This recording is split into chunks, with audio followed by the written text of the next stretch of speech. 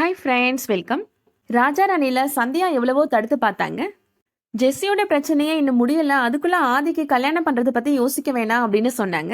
நான் சிவகாமியோட மாமியார் யாருமே சந்தியாவோட பேச்சை கேட்கல. வழியா ஆதியை கூப்பிட்டுட்டு இப்ப பொண்ணு பாக்குறதுக்கு கிராமத்துக்கு வந்துடுறாங்க. ஆதி ரொம்ப கில்ட்டியா தான் ஃபீல் பண்றாரு. பொண்ணை பாக்குறாரு. பொண்ணை பார்த்தா அவருக்கு ஜெஸ்ஸி மாதிரியே தெரியுது. பொண்ணு சொல்றாங்க, நான் மாப்பிள்ளை கிட்டக்க தனியா பேசணும் அப்படின்னு சொல்லி இப்போ ஆதியை கூட்டிட்டு போறாங்க. பொண்ணோட ரூமுக்குள்ள பார்த்தா ஆதிக்கு பெரிய அதிர்ச்சி காத்துட்டு இருக்கு. ஏன்னா அந்த ரூம்குள்ள இப்ப ஜெஸ்ஸி இருக்கிறாங்க. இங்க நீ என்ன பண்ற அப்படின்னு ஆதி கோபமா கேக்குறாரு. உனக்கும் எனக்கும் எந்த சம்மந்தமும் இல்ல, நான் சொல்லிட்டேன்ல, அதுக்கப்புறமா எதுக்காக இங்க வந்திருக்கிற அப்படின்னு கேக்குறாரு.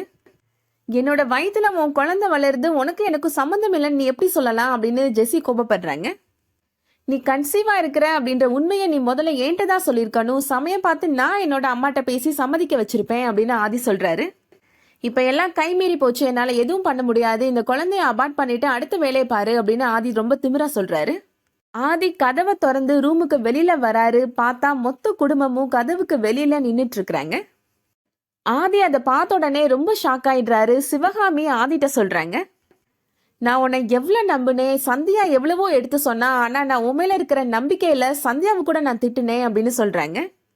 ஒரு பொண்ணுக்கு துரோகம் பண்ணிட்டு எப்படிடா எதுவுமே நடக்காதது மாதிரி உன்னால் இருக்க முடிஞ்சிச்சு அப்படின்னு கேட்குறாங்க.